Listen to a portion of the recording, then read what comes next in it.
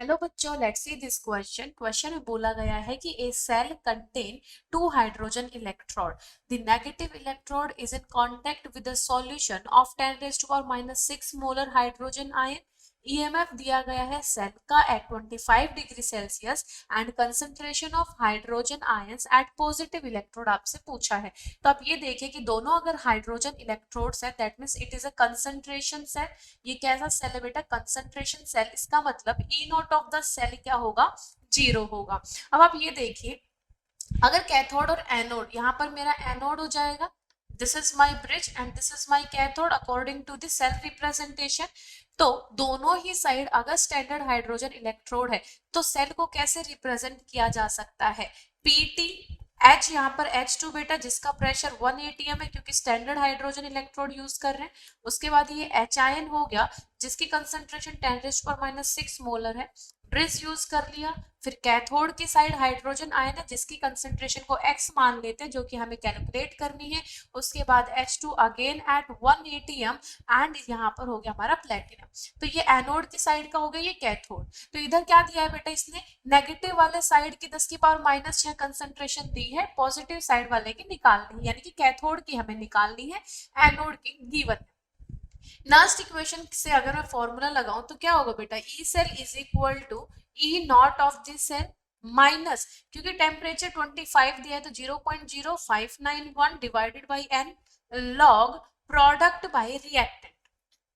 ठीक है, अब यहां पर देखो, अगर एन की वैल्यू 1 लेंगे बेटा, क्या करेंगे? देखो H2 से अगर H आयन बन रहा है तो यहाँ पर 2H आयन और इधर 2 इलेक्ट्रॉन्स का लॉस, बैलेंस करेंगे तो N इज इक्वल टू 2 आ गया। ठीक, ई नॉट ऑफ दिस सेल 0 है, minus 0.0591 divided by 2 log product में कौन सी कंसंट्रेशन है? यही आएगी बेटा, H2 से H आयन जा रहा है और ये H आयन से H2 बन रहा है, तो प्रोडक्ट में ये आयन की कंसंट्रेशन है।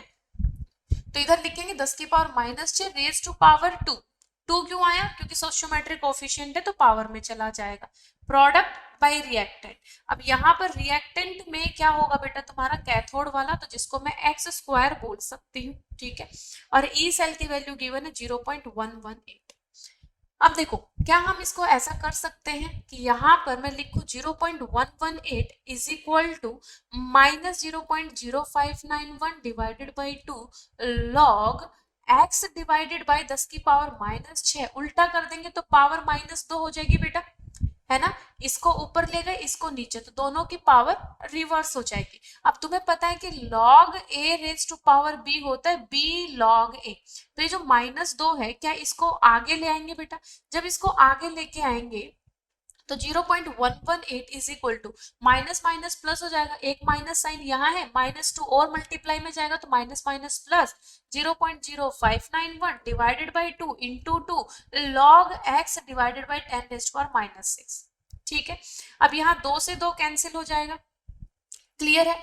अब देखो, इधर ये मल्टीप्लाई में इधर डिवाइड में आ जाएगा, 0.118 divided by 0.0591 is equal to log x divided by 10⁻⁻⁶।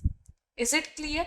जब इन दोनों को सॉल्व करेंगे, यहाँ पर बेटा क्या करेंगे, इन जब दोनों को सॉल्व करेंगे तो अप्रोक्सीमेट 100 आ जाएगा, अप्रोक्सीमेट 100 आ जाएगा। ठीक है, अब ध्यान दीजिए इस बात पे, इन दोनों को अगर मैं सॉल्व करती हूँ ध्यान से, यहाँ पर इन दोनों को अगर सॉल्व किया तो ये 2 आया, 0.118 इंटू 2 करेंगे तो ये वाला, सॉरी 0.0591 इंटू 2 करेंगे तो ये वाली चीज हमारे पास आ जाएगी। तो मैं यहाँ पर इन दोनों को काट के 2 लिख दो। ठीक है, अब क्या होता है कि अगर मुझे ये लॉग इधर से हटाना है तो दोनों साइड एंटी लॉग या दोनों साइड 10 की पावर कर सकती हूँ, तो ये आ जाएगा 10 की पावर 2, ये बराबर आ जाएगा x बटे 10 की पावर -6। अब देखो x बराबर क्या हो जाएगा, ये डिवाइड में इधर जाके मल्टीप्लाई में हो जाएगा, तो 10 की पावर 2 गुना 10 की पावर -6 बराबर आ जाएगा 10 की पावर -4 मोलर।